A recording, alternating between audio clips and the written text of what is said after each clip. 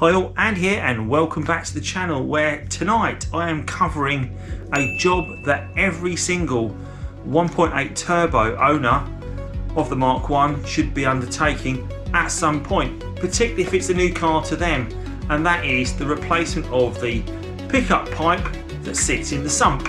I'm talking about this little chap in particular.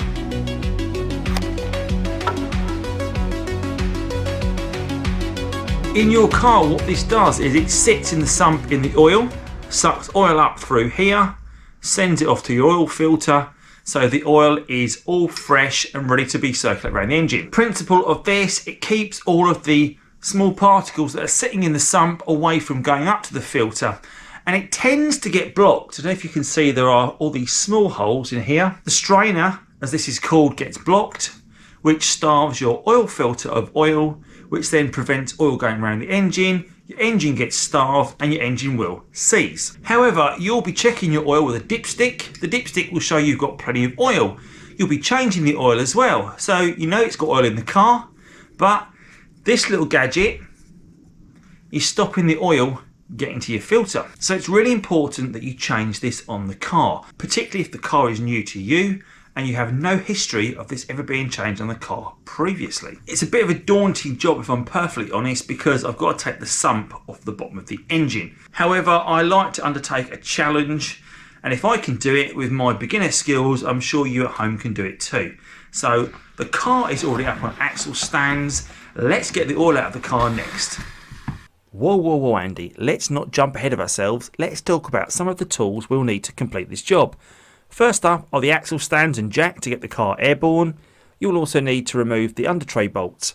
This is a T25 Torx bit and appropriate socket wrench to do the job. With the sump visible and ready for removal, you need either a 10mm socket or Allen key, or a mixture of the two to get to hard to reach bolts. It is advisable to use a wobble bit and a selection of socket extension bars to give you the flexibility to reach some of these. A torch for shining into the various crevices when the sump bolts are hidden, a torque wrench which is capable of covering low end settings as low as 11 Nm and as high as 65 Nm, and probably a couple of different size ones from my experience to cover this range.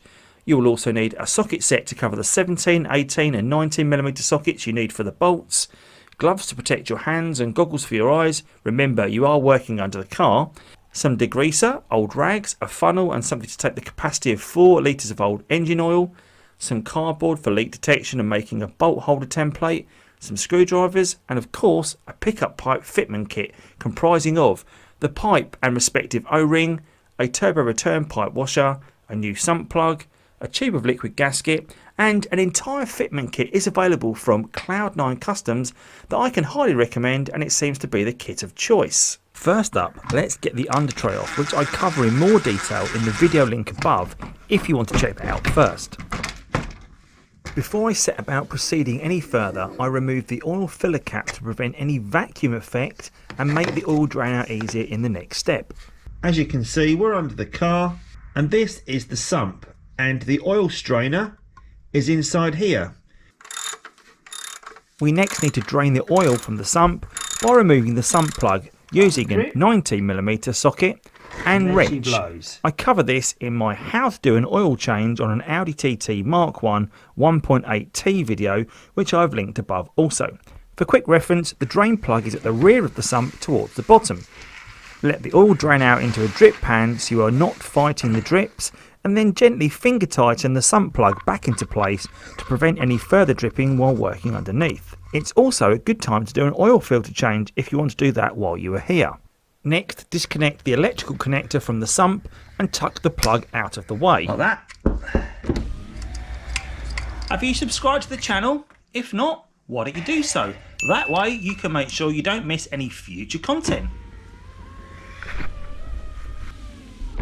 Next thing to do is take the turbo oil coolant pipe off.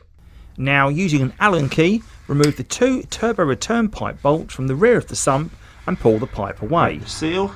Make sure you get these in all the way there, you don't want to round the bolt off. Here was my first snag. You know how I like to point out the bits that go wrong as well as the bits that go right and how I solve them. Well, I managed to round off the bolt, so I had to hammer a larger Torx bit into the Allen key hole and remove it that way. Now I am going to need to replace this bolt because of that, but at least I've been able to back it off out of the car, and you can see that bolt is moving nicely now. I ordered 2 new bolts from Aldi and the part number was N90271604. I got 2 so I have a spare for future. You can probably see some oil is just oozing from the return pipe now. With them both backed off, I'm going to get my oil pan back underneath. I can remove this bottom one because this is finger loose, like so. So that's the top one removed. This is the problem one with the rounded off hole. So the return pipe is now loose, so we can pull that away, let it drip, and remove that plug again now. The return pipe gasket will probably fall out also. But if not, prise it out with a flat bladed screwdriver or pry tool and ensure you replace it with a new gasket, as this is a compressible part. For reference, this tends to return to position and can foul you getting the sump back on during refitting, so make sure you hold it out of the way. With the oil return pipe now removed and the sump plug now removed and this disconnected here from this sensor, we can start backing off all of the sump plug bolts. As with all my jobs, I can't recommend enough making yourself a cardboard template for all the bolts once they are removed. Make a hole in all of these locations on the template and just push them through once you remove them. It serves several purposes. You don't lose the bolts, you guarantee the same bolt goes back in the same hole even if these little 10mm sump bolts are all the same. Plus it gives you a nice guide to know you've got all the bolts out before you start tugging at the pan wondering why it won't come away. I'm happy to share my template via email, or please do take a screenshot of this and print it out for your own records. Let's look at the 20 sump bolt locations in more detail and point out the tougher ones to access. On the template, this is the rear of the car. This is the front of the car. This is the location of the gearbox, and you can see the 3 gearbox bolts that are also stored in this cardboard. The 4 toughest ones I found are also the most recessed, and they are these 4 here, with the central 2 being the most awkward. I took these out first so they were under no load and to ensure I could get them off with my wobble bit and extension bars. The first bolt I'm going to remove is probably the most tricky. If you can see this sensor and move to the left hand side of the car, it's probably the deepest one you've got to get to, and it's a 10mm socket or an Allen key. I've got a really long Allen key on it because its access is horrendous up through here. Depending on what you have, assemble something that gives you wiggle on the 2 central bolts, as they are quite off centre, so you do need to take your time and ensure your socket or Allen key is fully engaged. Be careful to keep pressure on the bolts once loose, as they have a habit of slipping into the gearbox housing if you're not careful, and that would be bad. I would undo these first because there's these larger bolts that are holding the sump onto the gearbox. One there, one up the front, and as we said, one behind the dog bone mount. But these are worth getting off as the first ones because these bolts will be taking the tension and the weight of the sump, so you're not fighting that against the threads of the bolts. Then I'm going to get out the other smaller bolts. So if we walk around the sump, I'm going to draw you a diagram of this and put it on screen. But there's one on either corner of the sump. Although quite accessible, I would leave these corner 2 until last, as they support the entire right hand side of the sump. There's 2 on the driver's side. Then there's a row of 1, 2, 3, 4, 5, 6 along the front of the sump. The front 6 are not too tricky other than the one nearest the gearbox, but they do need an extension bar to give the socket wrench the range it needs. The far right hand side one is recessed inside the sump casing very slightly, so you do need a socket with thin sides or a long Allen key to reach. I'm expecting the same at the back, so let's loosen all these other bolts off. Again, they are 10mm or they're an Allen key in the middle. Once these have been loosened off, I tend to remove them with a long Allen key, but I tend to break the seal with the 10mm socket. So my personal sump bolt removal sequence is like this: the 4 along the gearbox side first, the 2 opposite end central bolts, the front 6 bolts, the rear 6 bolts. Then loosen but don't totally remove the 2 corner bolts on the non-gearbox end of the sump. Probably worth pointing out, as you work your way around the sump, some bolts are tougher than others, so I've had to put a breaker bar on this one with a 10mm socket. With the majority of the sump bolts now stored in the cardboard, it's time to turn our attention to the 3 larger gearbox bolts. This front bolt that goes from the gearbox into the sump doesn't have an awful lot of clearance there, so I'm going to use a spanner on that rather than a socket, because I can't get the socket on the back of that. 17mm spanner on this front nut. Again, once you've got it turning, you can get it out with your fingers. The first of these, towards the front of the car, needs the bracket removing in order to move the supported pipe out of the way. Otherwise you cannot get the bolt out once it's loosened off very easily. And this bracket bolt is a 13mm socket. That's pulled enough clearance in the bracket now to get that bolt out. The middle bolt is possibly the easiest to remove, as you have good access to the bolt head with a spanner. There is not a lot of room to get a socket on here unless you have a very shallow socket. I've used my breaker bar because that first brake is going to be quite tough. Now it is turning quite easy, this one, so I can get that out with my fingers. There's been no mention of stretch bolts in this job, however they do look and feel a little bit like stretch bolts.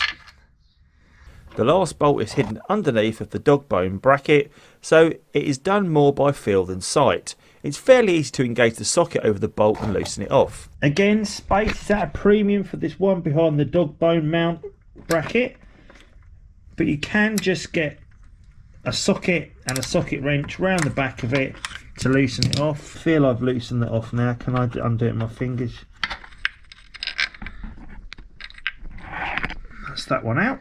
Even without the bolt, it should stay in place due to the old gasket sealant, but be careful removing the 3 bolts in case it does just drop off. With all those bolts removed, It's just a case of wiggling and nudging the sump from the engine block and giving that a little wiggle, little pull down. You can see it's freed itself. You can now see all around here the old sealant, the old gasket has come away, the sump has lowered. Gently coax that down like so. And at this point you get the first look at the bottom of your engine and condition of the residual oil. Is a good job and stage 1 of it done. So let's see what we can see. So here we are inside the sump. Here's our old pickup pipe. Before we clean up the sump pan and see what was inside, let's get the pickup pipe unbolted from the car too. Here we go then, the pickup pipe. Again, it's a 10mm bolt. Just one here and one on the other side of the pickup pipe.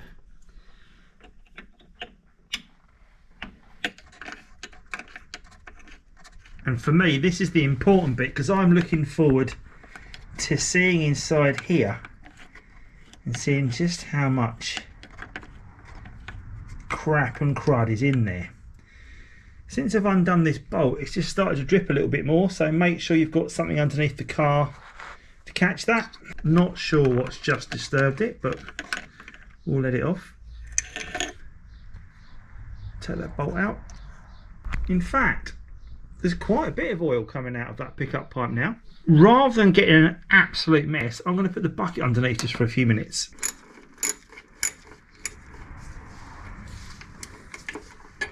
I'm going to take the socket off now so I don't end up dropping it in all the oil. Still oil coming out of this pickup pipe. Now, unlike me, make sure you've got 2 gloves on.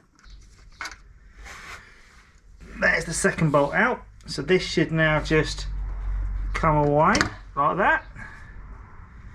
Pour the oil into there. Now there should be, if I can get it, there's the old washer. Remember to take the old washer out, because you do get a new washer in the kit. So here we have the old washer and the old pickup pipe. Just a bit of rust on it there. So if we look inside the gauze, there's a few little bits in there, but there's not too much. Not as bad as I've seen some pickup pipes, so I think this particular pickup pipe was pretty clean, but it's a good peace of mind job to do anyway. So let's take a closer look. Here we have the pickup pipe in the daylight, so yeah, you can see there are a few bits in there, it's not too much. If I give it a tap,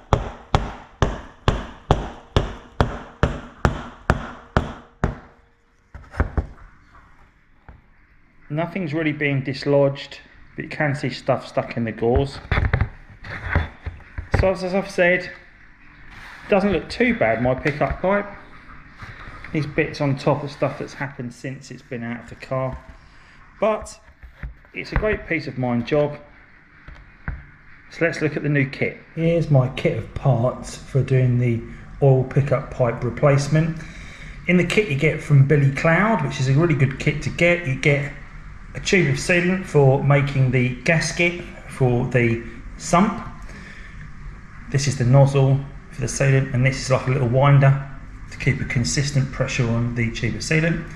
Obviously you get the new pickup pipe, nice and clean, no blockages. You also get in the kit these washers, so there's a washer there for the pickup pipe and also for the oil return pipe for the turbo, goes in the back of the sump. But you don't get one of these, which you will need, which is the sump plug, so your oil doesn't come back out. Always replace the sump plug is a good idea. So that's to go on, doesn't come in the kit though. So let's set about putting the new pickup pipe back on the car. New pickup pipe, and of course the new O-ring.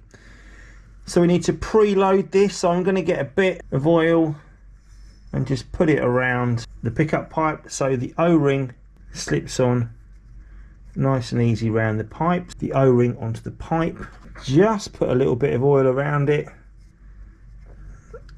to lube it up a little bit so it slips in nice and easy. I'm now going to offer that up to the car, like so.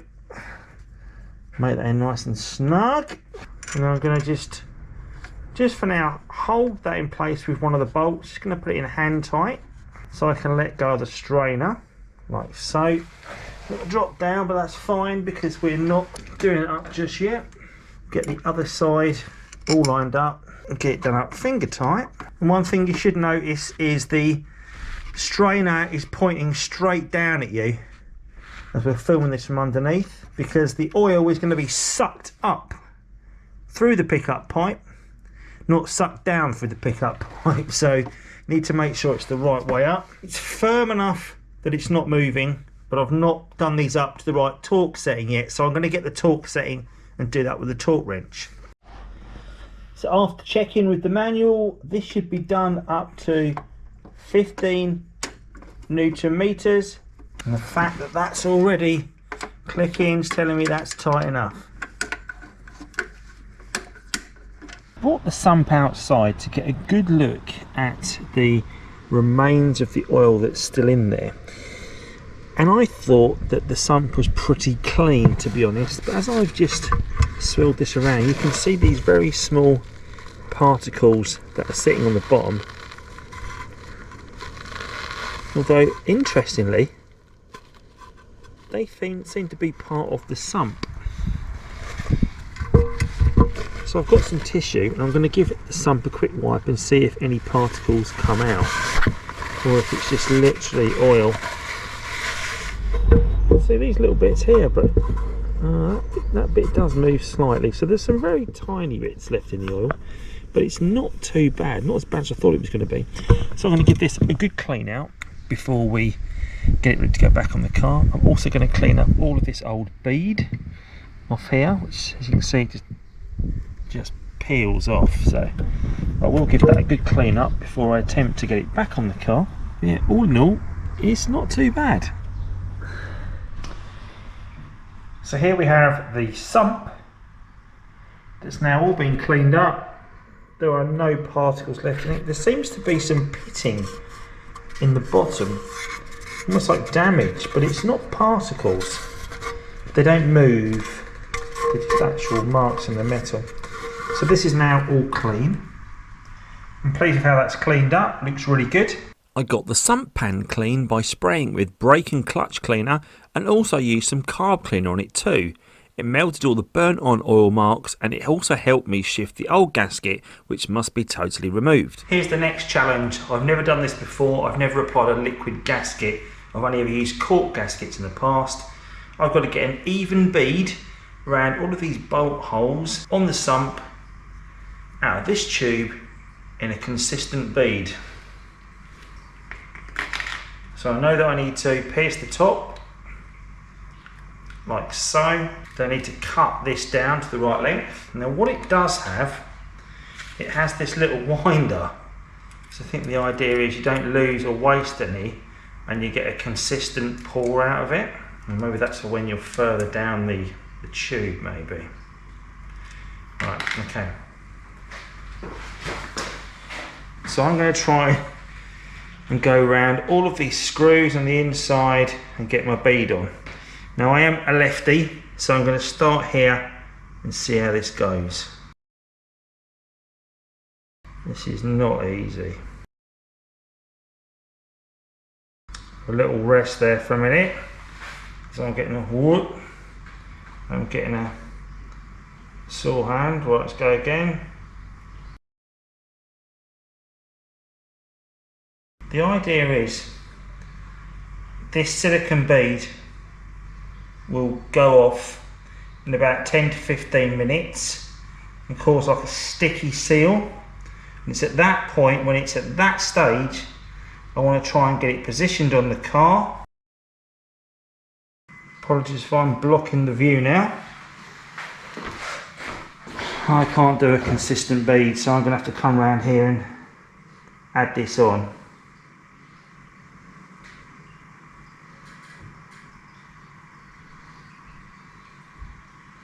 Because when you get to the end, you've got to join it up anyway. Just going to have a look and see if there's any areas where I think it's a little bit thin. Right, let's let that go off. Lovely clean sump, all ready to go back on the car. Before I reassemble, I need to make sure the mating surface of where the sump is going to go is nice and clean, so it gets a nice flat edge against it. So there's still lots of bits of old gasket and rubbish around. So I'm going to give that a clean up with some brake and clutch cleaner.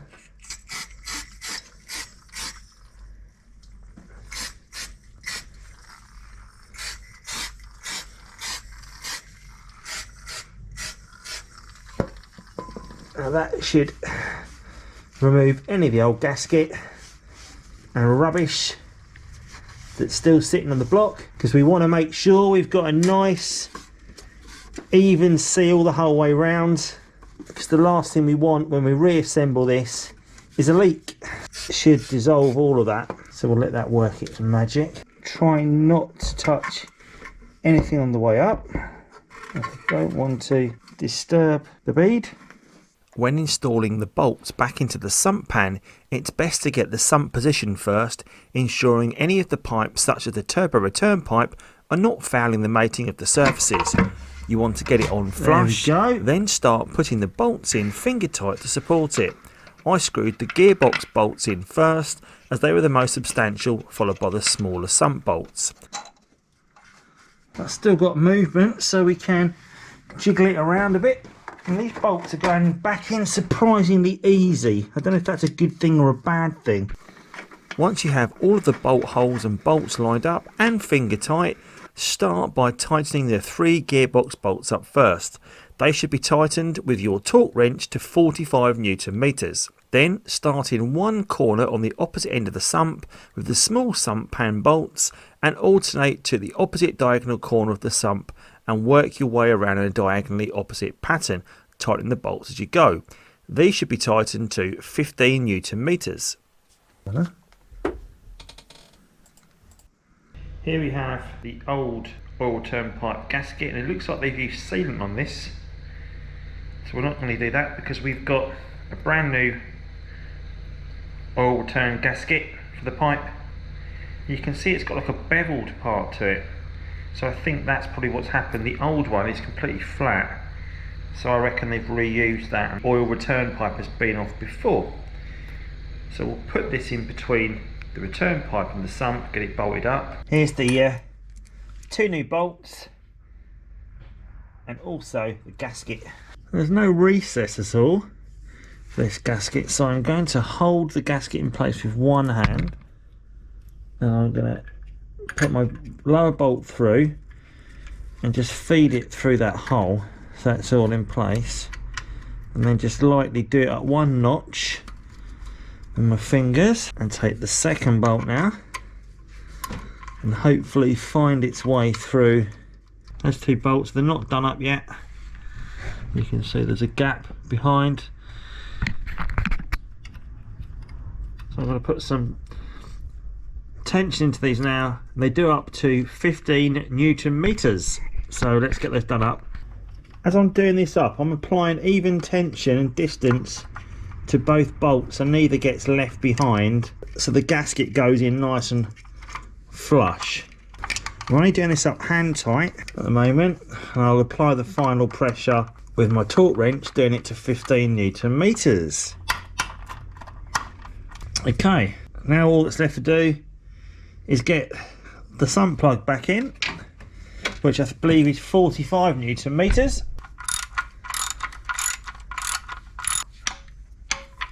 Just click in now. Don't forget to plug your sensor back in as well. Okay, sensor back in place, sump plug in, oil turn pipe on. Let's get some oil in and see if there's any leaks. Oil all topped up, everything back together. So all that's left to do now, let's take it for a spin and look for oil leaks. The car's been full of oil for around 24 hours now, and I'm going to check and see if we've got any leaks. I've done that by putting cardboard under the car. So if we pull it out, there is no drips at all, and that has been positioned like that right under the sump, and there is no drips. There's nothing on the floor. I'm taking that as a good sign. I've had a quick look around the engine, and there's also no sign of weeping from any of the sump plugs or the oil return pipe or anywhere around the bolts, so I'm putting that down as a good job. That's been a bit of a fraught job for me, if I'm perfectly honest, because I have been concerned about leaks afterwards, but it's great to see that liquid gasket is holding, and I seem to have done the job in the right way. Of course, there are many other ways to do this job, I am sure, and there are probably better ways to do it, but this is my first attempt at doing it, a beginner's guide, and it looks like it's gone quite well. If you like what you've seen today, then please do give this video a thumbs up, and also think about subscribing to my channel, where you'll find a whole host of content on the Audi TT Mark 1. As always, thanks for watching, see you soon. Take care.